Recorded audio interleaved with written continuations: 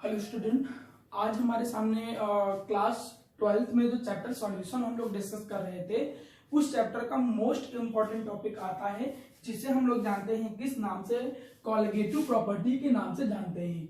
एक चीज अपने दिमाग में बैठा लीजिए मेरा प्यारा बेटा, अगर आप सीबीएसई बोर्ड के हो चाहे आईएससी बोर्ड के हो, आईएससी बोर्ड में तो कॉलिगेटिव प्रॉपर्टी का ही न्यूमेरिकल कई साल से बोर्ड में पूछा जा रहा है। सीबीएसई के लिहाज से भी ये टॉपिक जो है वो इंपॉर्टेंट है। मतलब अगर तुम प्रीवियस ईयर के क्वेश्चंस पेपर को उठाते हो तो तुम देखोगे कि रैंडमली ही तुमको कॉलिगेटिव प्रॉपर्टी के न्यूमेरिकल या फिर उससे रिलेटेड कंसेप्चुअल क्वेश्चन तुमको मिल जाएंगे। तो आपसे मेरा यह कहना था कि इस टॉपिक को थोड़ा ज्यादा मेहनत से और ज्यादा प्रैक्टिस से आपको सीखने की जरूरत है। क्लियर है? चलिए हम चीजों की शुरुआत करते हैं, स्टार्ट करते हैं कॉलिगेटिव प्रॉपर्टी। ठीक, वेरी गुड बेटा। अब हमसे मेरा प्यारा बेटा जब कोई पूछता है कि बताइए कॉलिगेटिव प्रॉपर्टी होती क्या है, तो हम लोग सबसे पहले एक इसकी डिफिनेशन याद करेंगे। मुझसे किसी ने पूछा, समवन आस्क्ड कि बताइए what is the colligative property, then what you have to say, colligative properties can be defined as. सुनिएगा मेरा बच्चा, क्या होता है? अगर आपसे किसी ने पूछा कि बताइए कॉलिगेटिव प्रॉपर्टी क्या होता है, आप बोलोगे दोज प्रॉपर्टीज। ये पहली बात तो क्या होती है? प्रॉपर्टीज होती हैं। दोज प्रॉपर्टीज, और किसकी properties? Those properties of ideal solution, किसी भी आइडियल सॉल्यूशन की वो प्रॉपर्टी, या फिर और डाइल्यूट सॉल्यूशन, या तो कोई आइडियल सॉल्यूशन ले लीजिए, नहीं तो कोई भी डाइल्यूट सॉल्यूशन ले लीजिए, कोई डाइल्यूट सॉल्यूशन ले लीजिए, उनकी ये प्रॉपर्टी होती है। बात नंबर एक। और कौन सी property? Those property of the ideal solution और the dilute solution which depend,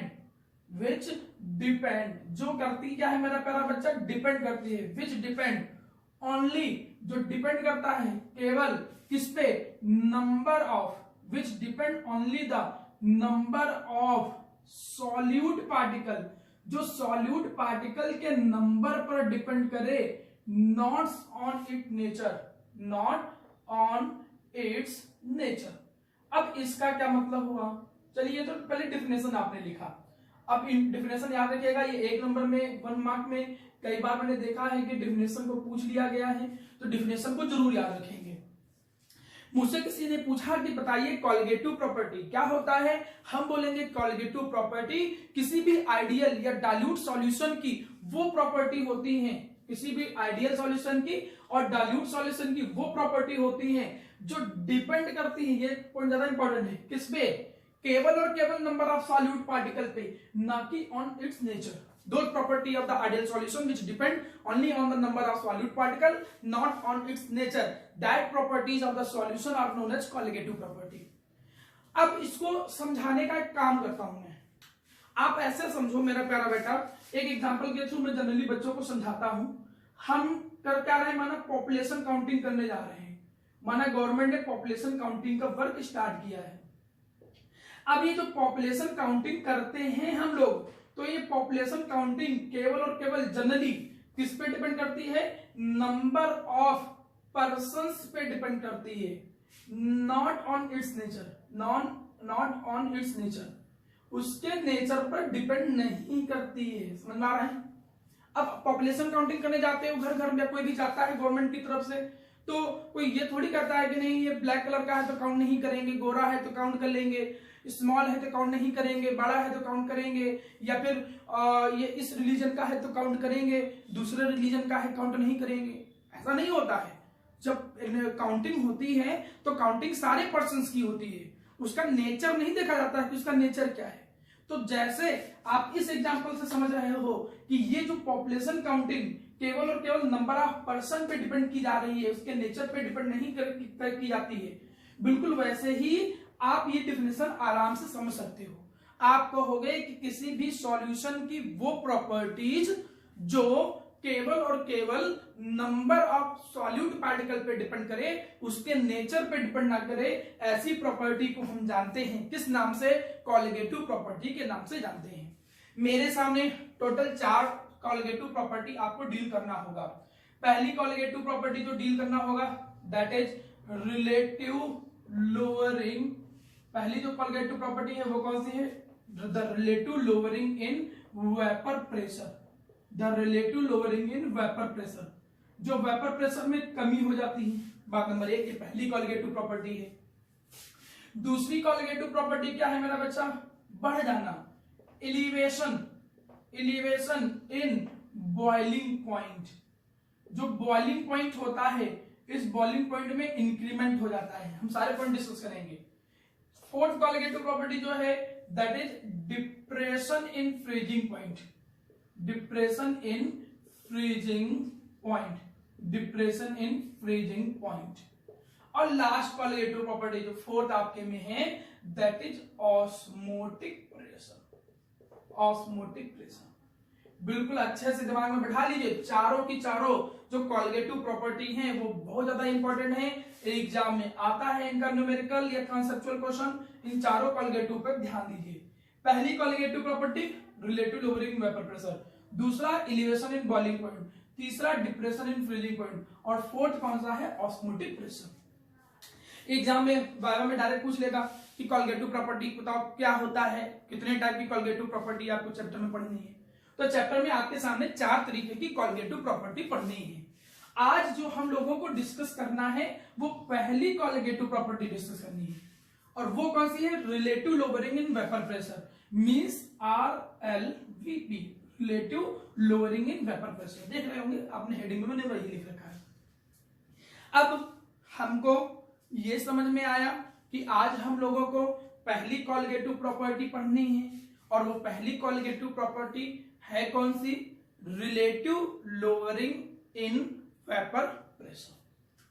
अब अगर मैं इस relative lowering in vapour pressure की बात करूं, मैं इस relative lowering in vapour pressure की बात करूं बेटा, तो नाम से ही थोड़ा थोड़ा अंदाजा लग रहा होगा। क्या अंदाजा लग रहा होगा? Lowering in vapour pressure, lowering in vapour pressure. Vapour pressure में क्या हो जा रही है? कमी हो जा रही है। क्लियर? मतलब वेपर प्रेशर में कमी हो जाएगी। अब इस स्टेटमेंट को थोड़ा समझने की कोशिश करते हैं। पहले एक छोटा सा स्टेटमेंट लिखता हूं। स्टेटमेंट क्या है? स्टेटमेंट ऐसे समझो कि व्हेन वी ऐड, जब आप क्या करते हो? ऐड करते हो। क्या? When we add a non volatile solute, a non volatile solute. ये थोड़ा सा थ्योरेटिकल एस्पेक्ट है। कभी relative lowering in vapour pressure को कोई कहे एक्सप्लेन करो तो ये थोड़ा सा थ्योरेटिकल चीज समझनी पड़ेगी। तो आप कहोगे क्या कि जब हम ऐड करते हैं, क्या ऐड करते हैं? Non volatile solute. Non volatile solute की मैं एक बात बता दूं, वो नॉन वोलाटाइल सॉल्यूट होते हैं जो वेपर में नहीं कन्वर्ट होते हैं। वोलाटाइल वो है जो वेपर में कन्वर्ट हो जाते हैं, ठीक, और नॉन वोलाटाइल वो जो वेपर में कन्वर्ट नहीं होते हैं। मैं एग्जांपल में भी पढ़ाता हूं, जैसे शुगर को पानी में डिजोल्व कर दो। अब शुगर और वाटर का जो सॉल्यूशन है, फिर नहीं, शुगर और वाटर का जो सॉल्यूशन है, अगर मैं उसको हीट करूं तो वाटर तो इवोपरेट होगा, शुगर थोड़ी इवोपरेट होगा। तो वाटर हो गया वोलेटाइल और शुगर क्या हो गया? Non volatile.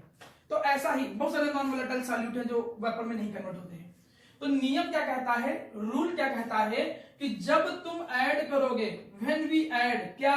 Non volatile solute, किसमें? Into the solvent. जब तुम क्या ऐड करोगे? नॉन वोलेटाइल सॉल्यूट को ऐड करोगे, और किसमें ऐड करोगे? सॉल्वेंट के अंदर ऐड करोगे। तो ऐसा करने पे होगा क्या? नॉन वोलेटाइल सॉल्यूट को ऐड कर दिया सॉल्वेंट के अंदर, जैसे ही आपने ऐड कर दिया तो होगा क्या? देन वेपर प्रेशर, ऐसा करने पे जो वेपर प्रेशर होता है, vapour pressure of pure solvent, या जो सॉल्वेंट होता है, आप कहोगे कि जो वेपर प्रेशर होता है सॉल्वेंट का इज डिक्रीजेज, वो क्या हो जाता है मेरा प्यारा बच्चा? कम हो जाता है। नियम समझ लीजिए। तुमने केवल वाटर लिया, वाटर जब इवोपरेट करेगा तो जो वेपर प्रेशर लगाएगा, लेकिन अगर तुमने नॉन वोलेटाइल सॉल्यूट ऐड कर दिया, नमक ऐड कर दिया, शुगर ऐड कर दिया, तो जो नॉर्मल वाटर वेपर प्रेशर लगा रहा है, अब वेपर प्रेशर की वैल्यू उससे कम हो जाएगी, क्योंकि तुमने नॉन वोलेटाइल सॉल्यूट को ऐड कर दिया है। अब चीजें समझते हैं क्या भाई ऐसी चीज आई क्यों? नॉन वोलेटाइल सॉल्यूट के ऐड करने पे वेपर प्रेशर कम क्यों हो गया, ये समझने का काम करते हैं। एक एग्जांपल समझते हैं बेटा। एक एग्जांपल के तौर पे मान के चलो बेटा कि जैसे ये एक कोई कंटेनर है, सुनिएगा, हमने कहा ये एक कोई कंटेनर है, वैसे ये जो कंटेनर है वो क्लोज है। ये हमने कहा कि कोई एक कंटेनर है और ये कंटेनर क्या है, क्लोज है। ऐसा समझाने के लिए मैंने बनाया है, क्लियर। अब इस कंटेनर में मैंने वाटर फिलअप कर दिया, सुनिए ध्यान दीजिएगा, मैंने इस कंटेनर में क्या कर दिया, वाटर फिलअप कर दिया। ये देखो मैंने इस कंटेनर में क्या कर दिया, वाटर को फिलअप कर दिया। ये वाटर है, ये वाटर है, ठीक है। अब जब आप इसको हीट करोगे, सीधी सीधे जब तुम इसको हीट करोगे, ये वाटर है, प्योर सॉलिड केवल, अब जब तुम इसको हीट करोगे तो इसके वेपर्स जो होंगे वो वेपर बनेंगे भाई, इसके वेपर बनेंगे। ये इसका एरिया, सरफेस एरिया है ए, ठीक है। तो इसके वेपर्स जो होंगे वो वेपर बनेंगे और ये वो वेपर्स बनेंगे, वो वेपर्स यहां पर क्या लगाएंगे, प्रेशर एक्सर्ट करेंगे और ये सॉल्वेंट का वेपर प्रेशर है। अब एक एग्जांपल के तौर पे समझो, सुनिएगा, अब एक एग्जांपल के तौर सुनिएगा। कंडीशन में हुआ क्या कि भाई वही कंटेनर फिर से हमने यहां बनाया, देखो वही कंटेनर तुमने क्या किया, फिर से यहां बनाया। जो कंटेनर यहां पर था उसी कंटेनर को तुमने फिर से बनाया, फिर से उसी में वही वाटर भर दिया था, मतलब जो सॉल्वेंट था उस सॉल्वेंट को तुमने वैसे ही फिलअप कर दिया था, ठीक है। ये जो सॉल्वेंट था वो सॉल्वेंट अभी भी वैसा ही फिलअप था, ये वाटर यहां पर था। अब जो डिफरेंस है, अब जो मेरा बच्चा डिफरेंस है वो डिफरेंस समझिएगा। अब डिफरेंस क्या है कि तुमने ऐड कर दिया, तुमने क्या कर दिया, ऐड कर दिया। क्या ऐड कर दिया, non volatile solute, non volatile solute. तुमने नॉन वोलाटाइल सॉल्यूट को, ध्यान दीजिएगा, तुमने नॉन वोलाटाइल सॉल्यूट को इस सॉल्वेंट के अंदर क्या कर दिया है प्यारा बेटा, ऐड कर दिया है। तो नॉन वोलाटाइल सॉल्यूट को ऐड करने से होगा क्या, देखना, जब नॉन वोलाटाइल सॉल्यूट ऐड करोगे तो ये जो ब्लैक कलर में मैं बना रहा हूं तो ये सॉल्वेंट के अंदर भी डिजॉल्व हो जाएगा, ये सॉल्वेंट के अंदर भी डिजॉल्व हो जाएगा। और सॉल्वेंट के अंदर डिजॉल्व होने के साथ साथ थोड़े बहुत मॉलिक्यूल जो होंगे वो सरफेस पे भी जाएंगे, थोड़े बहुत मॉलिक्यूल जो होंगे वो सरफेस पे भी जाएंगे। अब मन में आएगा सर इससे क्या होगा, भाई इससे क्या हो गया, क्यों ऐसा होने से वेपर प्रेशर कम हो गया। अब एक चीज ध्यान दीजिएगा मेरे बेटा, एक वर्ड जो मैं जनरली यूज करता हूं कि ये जो वेपराइजेशन है, एक सेंटेंस जो मैं यूज करता हूं कि ये जो वेपराइजेशन है, वेपराइजेशन, ठीक है, vaporisation is a surface phenomenon, ये एक सरफेस फिनोमेनन है, ये बात अपने दिमाग में बैठा लो। वेपराइजेशन एक सरफेस फिनोमेनन है, ये अच्छे से दिमाग में बैठा लो। बहुत सारे एग्जांपल 11th क्लास में पढ़े होंगे। अरे एक सिंपल सा एग्जांपल ऐसा समझ लो, एक चाय है, ठीक है, टी है, आप टी को कप में रखते हो और एक प्लेट में रखते हो। 9th में क्वेश्चन पूछा जाता था, एक टी है, टी कप में है और टी प्लेट में है, तो बताओ टी कहां जल्दी ठंडी होगी। आप बोलोगे सर टी जो प्लेट में रखी है वो जल्दी ठंडी हो जाएगी, कोई गर्म टी है, अब वो गर्म टी जो होगी, जो हॉट टी है वो प्लेट में जल्दी ठंडी हो जाएगी, क्लियर है। अब आपको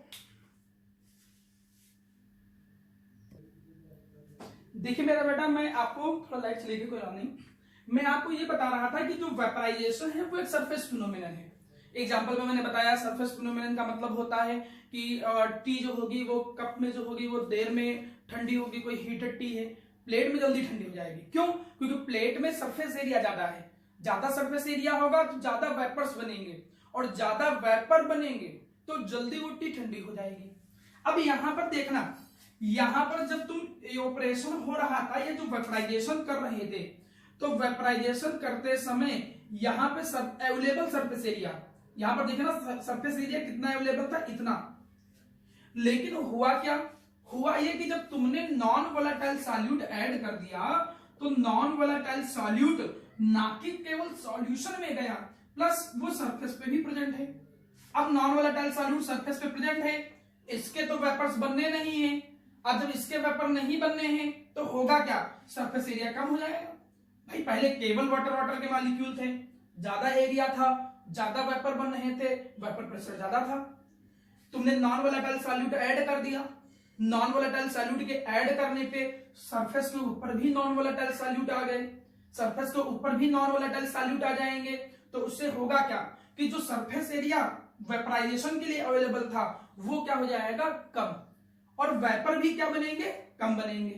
तो इस चीज को अगर मैं जोड़ूं सेंटेंस को तो क्या निकल के आता है, सेंटेंस ये निकल के आता है कि अगर इफ यू ऐड, अगर तुम क्या करते हो, ऐड करते हो, क्या ऐड करते हो, नॉन वोलाटाइल सॉल्यूट, जब तुम क्या करते हो, ऐड करते हो non volatile solute into the solvent, किसमें ऐड करते हो, इनटू द सॉल्वेंट, तो उससे होगा क्या, उससे ये होगा कि जो अवेलेबल सरफेस एरिया था, उससे होगा क्या, जो अवेलेबल सरफेस एरिया था किसके लिए, फॉर वेपराइजेशन, वेपराइजेशन के लिए जो अवेलेबल सरफेस एरिया था वो कम हो जाएगा।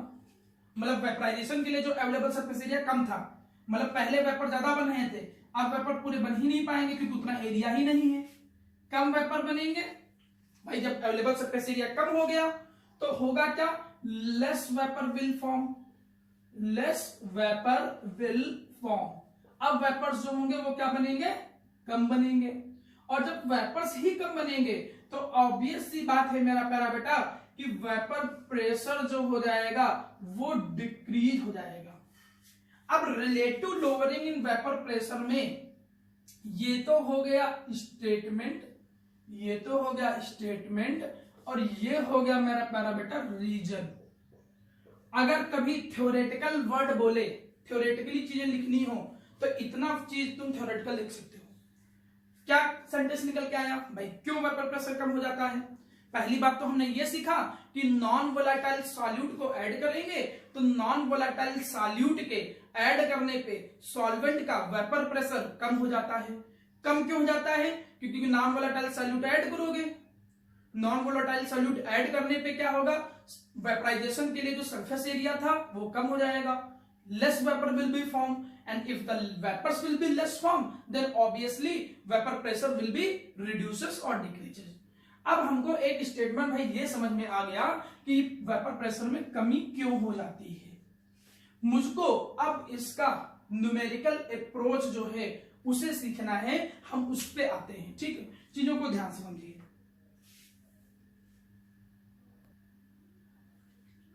अब बेटा एक चीज अभी से ही आप अपने दिमाग में बैठा लीजिए। क्या वो चीज आपको अपने दिमाग में बैठानी है कि कोई भी कॉलिगेटिव प्रॉपर्टी हो, ध्यान सुनिएगा, कोई भी कॉलिगेटिव प्रॉपर्टी हो, हर कॉलिगेटिव प्रॉपर्टी का जो बेसिक वर्क या एम इस चैप्टर में किया गया है वो ये किया गया है कि मैं उस कॉलिगेटिव प्रॉपर्टी की हेल्प से जो सॉल्यूट होता है, ध्यान दीजिएगा, जो सॉल्यूट होता है उसका मोलर मास निकाल सकूं, ऑब्जर्व्ड मोलर मास जो है वो निकाल पाए। मतलब जनरली एक ये वर्क या न्यूमेरिकल अप्रोच में जो फॉर्मूला डिराइव किया गया है वो इस अप्रोच के हिसाब से किया गया है। भाई तुमने किसी भी सॉल्यूट को मिला दिया, तुमने यूरिया को मिला दिया, C12H22 सॉरी यूरिया है ना, तो C6H12O6 दैट इज C6H12O6, ये हो गया ग्लूकोज, ठीक है। यहीं पे अगर मैं यूरिया की बात कर रहा था तो यूरिया क्या हो जाएगा, NH2CONH2। अब जैसे ये यूरिया हो गया NH2CONH2, इसको तुमने सॉल्वेंट के अंदर मिलाया। वैसे तो फॉर्मूले में अगर ऐड कर लो नाइट्रोजन का आपका 14, इसका ऐड कर लो, सबका ऐड कर लो, तो आपको इसका जो मोलर मास है वो 60 ग्राम पर मोल निकल के आ जाएगा, वो तो आ ही जाएगा। लेकिन मैं कॉलिगेटिव प्रॉपर्टी की मदद से मोलर मास निकालने की कोशिश करूं, मोलर मास सॉल्यूट का निकालने की कोशिश करूंगा, और सॉल्यूट का जो मोलर मास है वो निकालना with help of colligative property. उस मोलर मास को मैं एक नाम दूंगा जिसे मैं कहूंगा ऑब्जर्व्ड मोलर मास, एमबी से रिप्रेजेंट करेंगे। यहां पर कॉलिगेटिव प्रॉपर्टी का जो बेसिक वर्क है वो है ये एमबी निकालना, जो न्यूमेरिकल अप्रोच है। तो मैं यहां पर सीखूंगा कि ये एमबी ऑब्जर्व्ड मोलर मास कैसे निकलेगा। क्या सिखाया मैंने सिखाया कि कोई भी कॉलिगेटिव प्रॉपर्टी जो होती है उन कॉलिगेटिव प्रॉपर्टी का बेसिक अप्रोच क्या है कि मैं सॉल्यूट का ऑब्जर्व्ड मोलर मास निकाल पाऊं। देखिए कहां से मैथमेटिकल एक्सप्रेशन बनेगा। सबसे पहले जब मैथमेटिकल एक्सप्रेशन बनाने की बात आएगी तो मैं शुरुआत यहां से करूंगा कि जो सॉल्यूशन का वेपर प्रेशर है पीएस, वो किसके इक्वल हो जाएगा, that is PA. The vapour pressure of solution will be equal to PA. ये भाई वेपर प्रेशर ऑफ सॉल्यूशन है और आपको पता है ए का मतलब सॉल्वेंट होता है, तो ये वेपर प्रेशर ऑफ सॉल्वेंट है। अब आपको लगेगा ये कैसे, सॉल्यूशन का वेपर प्रेशर सॉल्वेंट के वेपर प्रेशर के बराबर क्यों है। अब एक बात समझो, ये था प्योर सॉल्वेंट, ठीक, हमने इसमें मिला दिया नॉन वोलेटाइल सॉल्यूट, ये ब्लू कलर में समझाया मैंने क्या मिला दिया, नॉन वोलेटाइल सॉल्यूट, बन गया सॉल्यूशन। अब सॉल्यूशन बन भी गया तो क्या हुआ, ये तो नॉन वोलेटाइल है ना, तो नॉन वोलेटाइल है तो इसके वेपर बनेंगे नहीं, अभी भी वेपर्स जो बनेंगे वो केवल ब्लैक वाले मतलब केवल सॉल्वेंट के बनेंगे, only solvent form vapour, only solvent forms vapour, केवल जो सॉल्वेंट होगा केवल वही वेपर बनाएगा, और केवल सॉल्वेंट वेपर बना रहा है, इसका मतलब क्या है कि जो सॉल्यूशन का वेपर प्रेशर है वो एक्चुअली में सॉल्वेंट के वेपर प्रेशर के इक्वल है। मैं एक और एग्जांपल के थ्रू बच्चों को ये समझाने की कोशिश करता हूं, जनरली आप समझिए। जैसे मैंने कहा कि हमारे इस रूम में एक कोई टीम है, टीम का मतलब 2 पर्सन है, मैं हूं ए और बी, हम दोनों लोग इस बोर्ड पे फोर्स लगाने के लिए थे यहां पर। अब मैंने कहा कि अगर हम दोनों यहां पर इस बोर्ड पे फोर्स लगाएं तो टोटल फोर्स हमारी टीम का कहलाएगा। अब मैं कह रहा हूं कि बी जो है वो फोर्स ही नहीं लगा रहा है, केवल अकेले ए फोर्स लगा रहा है, ठीक है। जब केवल अकेले ए फोर्स लगाएगा तो बी लगा ही नहीं रहा है, तो जो टीम का फोर्स होगा वो ए के ही इक्वल होगा। मतलब मैं कहना चाहता हूं कि जो टोटल टीम का फोर्स है, अगर दोनों फोर्स लगाते तब तो F A plus F B के बराबर होता, लेकिन अभी जो टीम का टोटल फोर्स है वो केवल बी लगा नहीं रहा है, तो केवल ए लगा रहा है, तो ए के फोर्स के इक्वल ही होगा। बिल्कुल सिमिलर केस यहां पर है, क्योंकि सॉल्यूट वेपर बना ही नहीं रहा है, उसके वेपर प्रेशर क्रिएट ही नहीं होगा, तो जो सॉल्यूशन का वेपर प्रेशर होगा वो केवल और केवल सॉल्वेंट के वेपर प्रेशर के ही इक्वल हो जाएगा। ये बात समझ में आनी चाहिए। अब आपको पता है कि पीए जो होता है वो किसके इक्वल होता है, वो होता है P not A into chi A, as per Raoult's law, as per Raoult's law. ये आपको बहुत अच्छे से मालूम होगा, राउल्स लॉ ये कहता है कि भाई ये बात ऐसी कुछ आएगी, एज पर राउल्स लॉ। अब पीए P not A into chi ए के बराबर आ गया, क्लियर। मैं करूंगा क्या मेरा प्यारा बेटा, मैं एक काम ये करूंगा, मैं यहां पर पी नॉट ए की जगह पर क्या 1 माइनस काई बी लिख सकता हूं, मोल फ्रैक्शन ऑफ सॉल्यूट। भाई क्यों लिख सकता हूं 1 माइनस काई बी, क्योंकि आप लोगों को बहुत अच्छे से पता है कि काई ए प्लस काई बी बराबर कितना होता है 1, तो काई ए निकालना होगा तो कितना निकलेगा 1 माइनस काई बी, रख दिया हमने। अब इसी को थोड़ा सा सॉल्व करने की कोशिश करते हैं, तो PS divided by P not a निकाल लिया, इक्वल टू क्या निकला 1 माइनस काई बी। मैं समझा दूं तुम लोगों को, PS vapour pressure of solution है, P not A vapour pressure of pure component A है। फिर ध्यान दीजिएगा ये वेपर प्रेशर ऑफ केवल सॉल्वेंट नहीं है, ये vapour pressure of pure solvent है, नॉट लगा है ना, 1 माइनस काई बी। चीजों को सुधारो, यहां पर क्या जाएगा PS divided by P not A minus 1 equal to क्या जाएगा काई बी। इतनी चीज आ गई, चीजों को सॉल्व कर लिया तो क्या आया PS minus P not a divided by PS minus P not a divided by, जब चीजों को सॉल्व कर दिया तो क्या आ गया पी नॉट ए। चीजों को थोड़ा सा नहीं, यहां पर चीजें थोड़ी सी गलत हो गई, क्योंकि जब काई बी इधर भेजेंगे तो कहानी ऐसे नहीं बनेगी, ये 1 माइनस आ जाएगा, 1 minus PS minus P not A equal to chi B, जब काई बी पास टू रहना होगा। चीजों को सुधारा तो क्या निकला P not A minus PS divided by P not a, और ये देखो किसके इक्वल निकला मोल फ्रैक्शन के इक्वल। अब इस चीज को थोड़ा सा दिमाग में बैठाइए मेरा बेटा, क्या दिमाग में बैठाना है। पहली बात, ये है सॉल्वेंट का, जब केवल प्योर सॉल्वेंट था तो उसका वेपर प्रेशर, ये जो सॉल्यूशन है उसका वेपर प्रेशर भाई ये कम है, तो ये जो दोनों का डिफरेंस आएगा वो उस डिक्रीमेंट को दिखाएगा ना, उस कमी को दिखाएगा।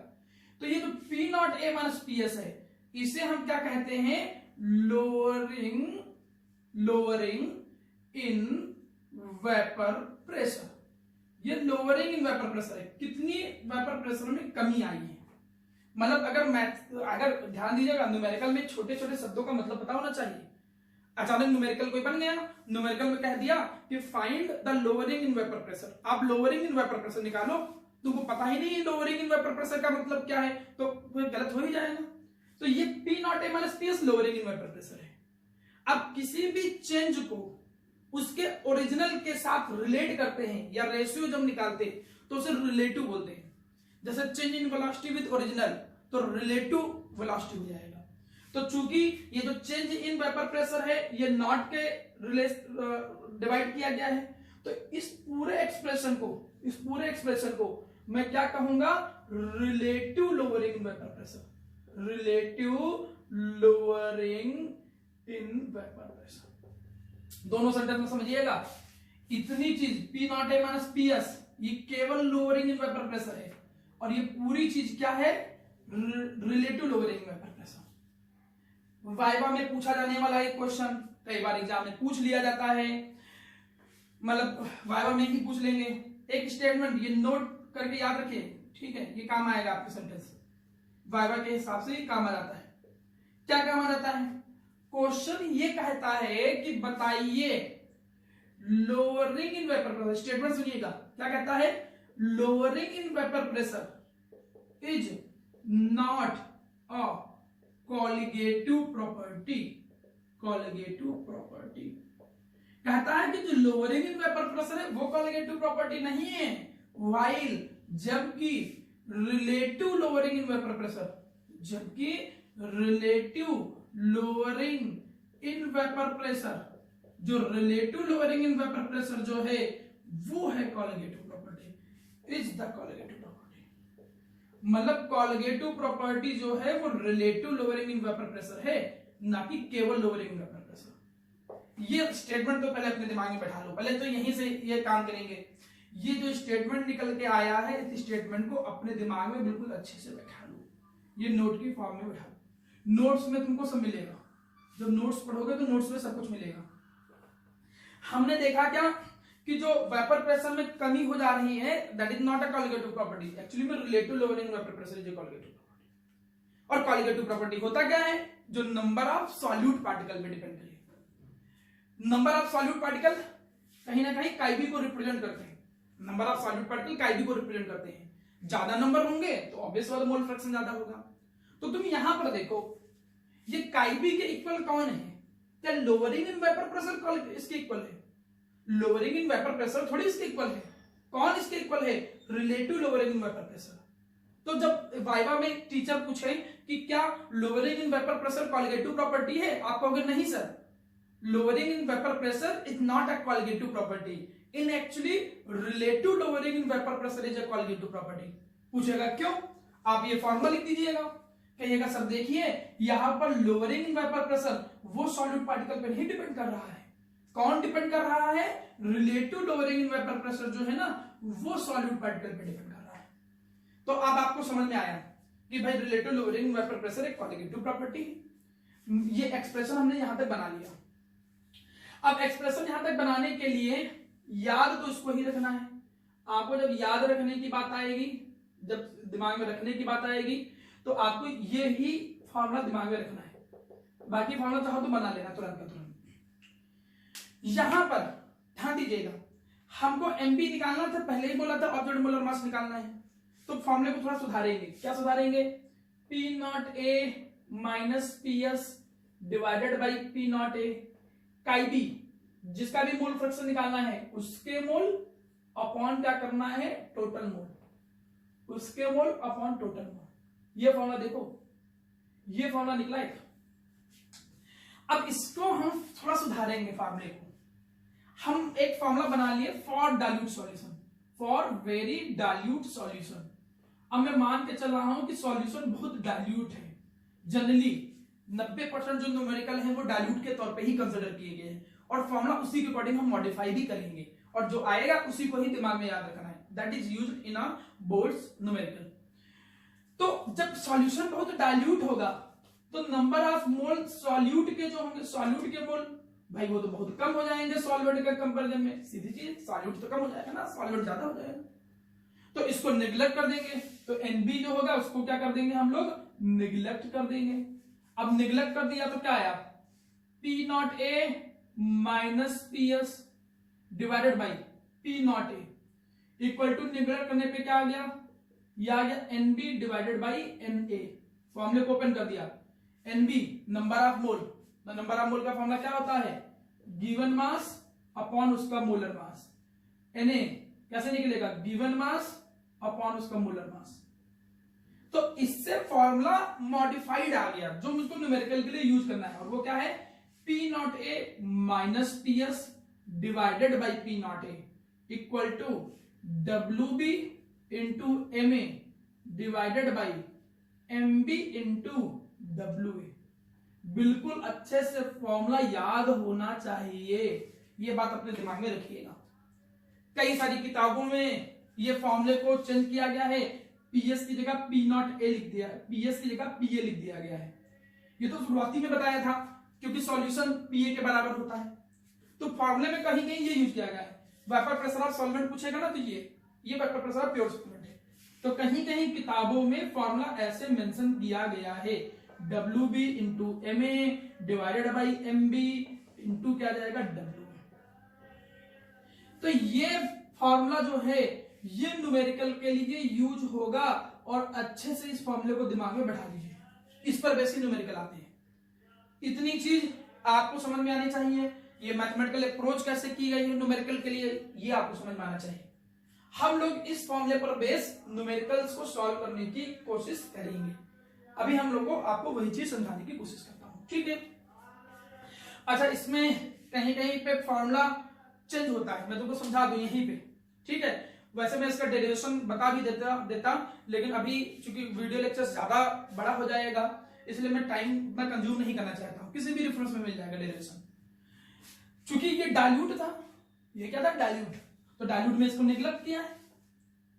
अगर हम निगलेक्ट ना करें, भाई कंसंट्रेटेड ही हो, तो कई जगह पर कंसंट्रेटेड वाला फॉर्मूला भी यूज किया गया है अलग से, लेकिन अब यहां पर कंफ्यूज नहीं होना है कि सर हम कब डाइल्यूट यूज करें कब कंसंट्रेटेड यूज करें, नहीं। सीबीएसई और बोर्ड के बेसिस पे आप केवल बस यही फॉर्मूला ही यूज करो, बस उसी से आपको आराम से आंसर सही आ जाएगा, ठीक। थोड़ा बहुत वेरी करेगा, आप उसके लिए बिल्कुल चिंता मत करिए, ठीक, मार्क्स पूरे मिलेंगे। लेकिन तब भी मेरा काम यह है कि मैं कंसंट्रेटेड बता दूं जिससे कंफ्यूजन ना हो। जब कंसंट्रेटेड का डेरिवेशन करोगे तो होगा क्या, इसे निगलेक्ट करना नहीं होगा, एनबी निगलेक्ट करोगे नहीं, पहले स्टेप में दोनों को रिवर्स करके तब सॉल्व कर लोगे, लेकिन आपको उससे मतलब नहीं। कंसंट्रेटेड का डायरेक्ट फॉर्मूला समझो, ये हो गया डाइल्यूट के लिए, ये हो गया फॉर्मूला डाइल्यूट के लिए। कंसंट्रेटेड के केस में है क्या, अभी देखो P0A minus PS divided by P0A, नीचे डिनोमिनेटर में पहला टर्म है, आपको कुछ नहीं करना है, बस डिनोमिनेटर में सेकंड टर्म लिख दो, तो मतलब इसका फॉर्मूला क्या जाता है, P0A minus PA divided by PA। समझ में आया। यहां पर आपको बस ये जो डिनोमिनेटर है, डिनोमिनेटर के टर्म को चेंज करना है, इक्वल टू फॉर्मूला सब कुछ वही रहेगा, क्या जाएगा, WB into MA divided by MB into WA। ये फॉर्मूला कंसंट्रेटेड के लिए यूज करेंगे, लेकिन आप दिमाग में भी इसको उतना रखिएगा मत, कहीं यूज किया गया हो तो समझ में आना चाहिए कि भाई यहाँ तो P0A सर ने पढ़ाया था, P0A नहीं है, PA लिखा है, तो समझ में आ जाना कि सर ने ये भी बोला था कि एक कंसंट्रेटेड का फॉर्मूला अलग होता है। लेकिन चूंकि सारे न्यूमेरिकल तुम डाइल्यूट के हिसाब से ही सॉल्व करना, भले कंसंट्रेटेड हो, तभी आपको मार्क्स मिलेंगे, आंसर की वैल्यू लगभग सेम आती है। आप इस फॉर्मूले को बहुत अच्छे से याद करो, इस फॉर्मूले में कौन कौन सा टर्म क्या है ये भी दिमाग में बिठा लो, आपको पता है, ये चीज बहुत अच्छे से मालूम होनी चाहिए। इस फॉर्मूले में P0A क्या है प्यारा बेटा, वेपर प्रेशर किसका, ऑफ प्योर ए। PS या PA ये क्या है, ये केवल वेपर प्रेशर ऑफ सॉल्वेंट है, ये केवल वेपर प्रेशर ऑफ सॉल्वेंट है, ठीक। यहीं पे WB जो है ये क्या है, ये वेट ऑफ सॉल्यूट है, WB वेट ऑफ सॉल्यूट है। MB जो है वो उसका मोलर मास है, ये मोलर मास है, और किसका मोलर मास है, सॉल्यूट का। WA ये वेट है, और किसका वेट है, सॉल्वेंट का, जो भी वाटर होगा उसका वेट या जो भी लिक्विड होगा। MA जो है वो क्या है, उसका मोलर मास, मोलर मास है, और भाई किसका मोलर मास है? सॉल्वेंट का मोलर मास है। सारे एक्सप्रेशन मैंने बताए। P not A vapour pressure of pure solvent, PA vapour pressure of solvent, WB weight या मास ऑफ सॉल्यूट, MB उसका मोलर मास, ये सॉल्वेंट का वेट और ये उसका मोलर मास। फॉर्मूले में जब तुमको सारी चीजें पता है, देखो एक्सप्रेशन देखिए कि कितने टर्म है, 1 2 3 4 5 6, टोटल 6 तरीके के वेरिएबल्स, 6 वेरिएबल्स तो यूज ही किए गए हैं मेरा बेटा। तो 6 तरीके के न्यूमेरिकल तो यही बन गए, 6 टाइप के न्यूमेरिकल ऐसे ही डायरेक्ट बन गए, डायरेक्ट ही न्यूमेरिकल आता है बीयर से। 6 टाइप के न्यूमेरिकल का मतलब उनमें से कोई भी 5 दे देगा और कोई 1 नहीं देगा। डायरेक्ट फॉर्मूला यूज करो, जो दे दिया है उसको रख दो, जो नहीं दिया है निकाल लो। तो जब 6 वेरिएबल्स हैं, उनमें 5 वेरिएबल्स दे रखा होगा न्यूमेरिकल में, वैल्यू रखोगे, जो नहीं दिया है वो निकल के आ जाएगा। तो 6 टाइप के न्यूमेरिकल्स, तो आपको ऐसे ही आइडिया लग गया। तो ये तो हुआ एक पहली कॉलिगेटिव प्रॉपर्टी। मैं चीजों को रिमाइंड करा दूं, कॉलिगेटिव प्रॉपर्टी होता क्या है? कॉलिगेटिव प्रॉपर्टी एक ऐसी प्रॉपर्टी है जो केवल नंबर ऑफ सॉल्यूट पे डिपेंड करता है, उसके नेचर पे डिपेंड नहीं करता है। 4 तरीके की कॉलिगेटिव प्रॉपर्टी है, relative lowering in vapour pressure, elevation in boiling point, depression in freezing point और ऑस्मोटिक प्रेशर। पहली कौन सी पढ़ रहे हैं? Relative lowering in vapour pressure. कहता क्या है ये स्टेटमेंट कि जब कभी भी तुम नॉन वोलेटाइल सॉल्यूट को ऐड कर दोगे सॉल्वेंट के अंदर, तो सॉल्वेंट का वेपर प्रेशर कम हो जाएगा। क्यों कम हो गया? मैंने रीजन पढ़ाया था। मैथमेटिकल एक्सप्रेशन फॉर्मूला न्यूमेरिकल के लिए बिल्कुल अच्छे से याद रखो। हम एमबी निकालते हैं सब में, देखो सब पता होगा, एमबी आराम से निकल के आ जाएगा, ऑब्जेक्ट मोलर मास। तो अब आपको करना क्या है कि भाई फॉर्मूला याद होना चाहिए। फॉर्मूला बहुत अच्छे से याद कर लो कि डाल्यूट वाला ही यूज करते हैं, P not A minus PA divided by P not A equal to WB into MA divided by MB into WA। अब इतनी चीज समझ लेने के बाद मैं इसका एक न्यूमेरिकल या प्रैक्टिस करा देता हूं, जिससे एक आपको आइडिया लगे। एंड आफ्टर दैट हम लोग एक कॉन्सेप्चुअल क्वेश्चन भी बता दूंगा और फिर नई कॉलिगेटिव प्रॉपर्टी पे हम लोग आएंगे। ठीक है, इतना समझो पहले।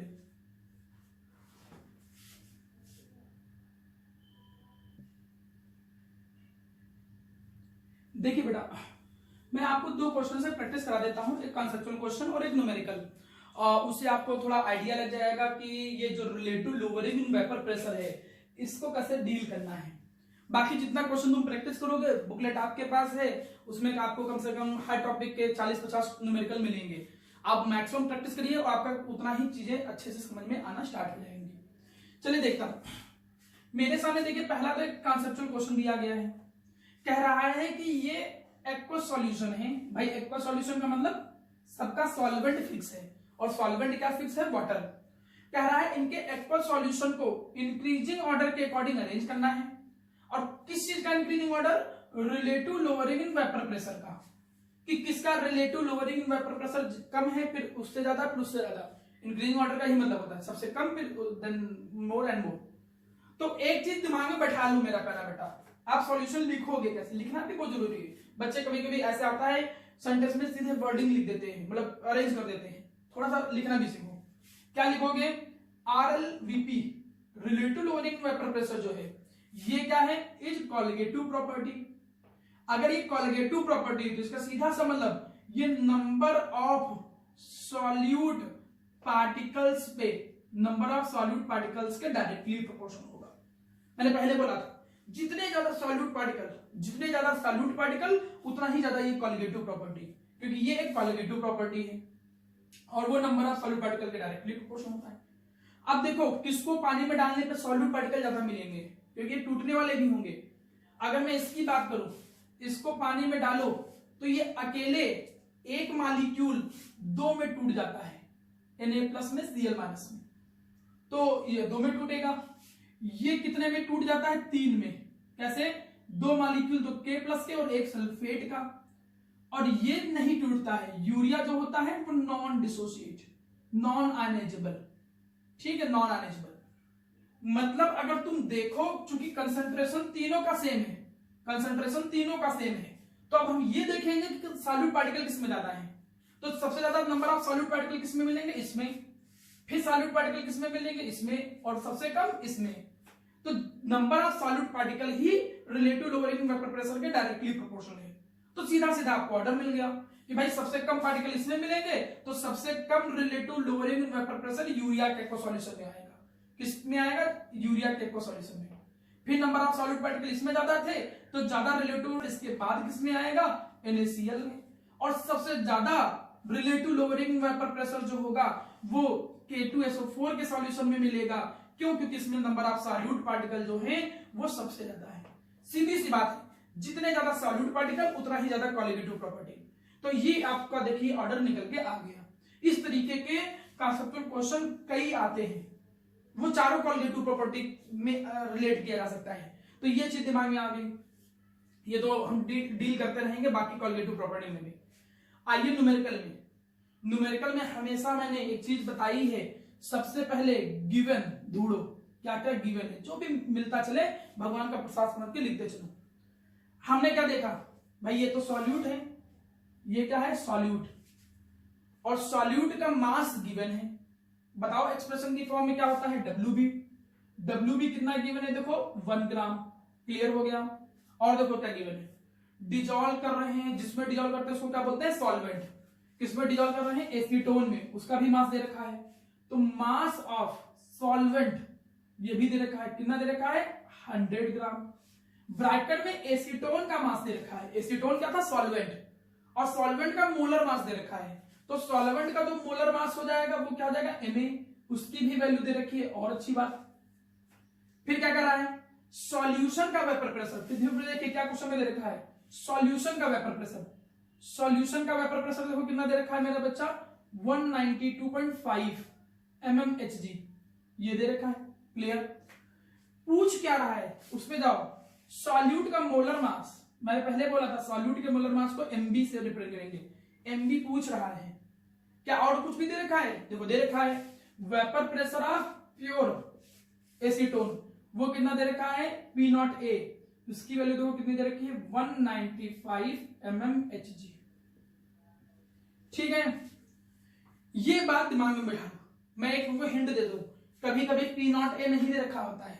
जब P0A नहीं दे रखा होगा तो एक्वस सॉल्यूशन ही होगा, और एक्वस सॉल्यूशन में फिर वही 180 और उसको क्या कहते हैं, उसी कंसीडरेशन में न्यूमेरिकल सॉल्व हो जाएगा। वो मतलब जब आएगा मैं डिस्कस करूंगा। अभी मैंने थोड़ी देर पहले बताया था फॉर्मूले में 5 चीजें दे रखी हैं, कोई छठी चीज पूछ लिया, डायरेक्ट न्यूमेरिकल आता है, बहुत कोई कठिन न्यूमेरिकल नहीं आता कॉलिगेटिव प्रॉपर्टी का। अब आपको सब समझ में आ गया। अब RLVP का फॉर्मूला लगाओ। रिलेटिव लोअरिंग वेपर प्रेशर का क्या है? PS minus PA divided by क्या जाएगा? P0A। यही तो फॉर्मूला होता था। ठीक, फिर से फॉर्मूला लगा देता हूं। फॉर्मूले में आप लोगों ने पढ़ा होगा क्या? P0A minus PS divided by P0A equal to formula क्या था? WB into MA divided by MB into WA। यही तो फॉर्मूला था। सारी वैल्यू रख दीजिए। जैसे सारी वैल्यू रखी, P0A की value 195, PS 192.5 divided by P0A फिर से 195, WB दे रखा है 1, मोलर मास ऑफ A दे रखा है 58, MB पूछा गया है, MB तो पूछा ही गया है, इंटू WA देखिए कितना दे रखा है? 100। क्लियर है? आप क्वेश्चन में पूरा सॉल्व करिए, जैसे सॉल्व करोगे MB सीधे सीधे आपको निकल के आ जाएगा अराउंड ये 44.62 के आसपास आएगा। सॉल्व कर लीजिएगा। ठीक है मेरा प्यारा बेटा, तो चीजें आपको पता होनी चाहिए। न्यूमेरिकल आपको आना चाहिए, आपको आइडिया होना चाहिए। जितने ईमानदारी से न्यूमेरिकल सॉल्व करोगे उतना ही चीजें जल्दी से सॉल्व हो जाएंगी। तो न्यूमेरिकल में मैंने एक आइडिया आपको दिया, जितना ज्यादा आप कॉलिगेटिव प्रॉपर्टी के न्यूमेरिकल लगाइए, बस सिंपल न्यूमेरिकल होता है। फॉर्मूला यूज करिए, बहुत सारी चीजें दे रखी होंगी, एक चीज नहीं दे रखी होगी, कॉन्सेप्चुअल क्वेश्चन भी आराम से डील कर ले जाओगे। अभी बाकी कॉलिगेटिव प्रॉपर्टी पढ़ोगे ना तो और न्यूमेरिकल आपको अच्छे से समझ में आते रहेंगे। मैं थोड़ा न्यूमेरिकल बदल बदल के यूज करूंगा हर कॉलिगेटिव प्रॉपर्टी में, जिससे आपका कॉन्सेप्ट ज्यादा अच्छे से क्लियर हो जाए। तो आज की क्लास में हम लोगों ने कॉलिगेटिव प्रॉपर्टी सीखा, वो प्रॉपर्टी जो नंबर ऑफ सॉलिड पार्टिकल पे डिपेंड करती है, ना कि उनके नेचर पे। 4 कॉलिगेटिव प्रॉपर्टी में से एक हम लोगों ने डील किया, और वो कौन सा था? Relative lowering in vapour pressure. ठीक है, चलिए मेरे बच्चा, आज की क्लास के लिए इतना ही। Thank you.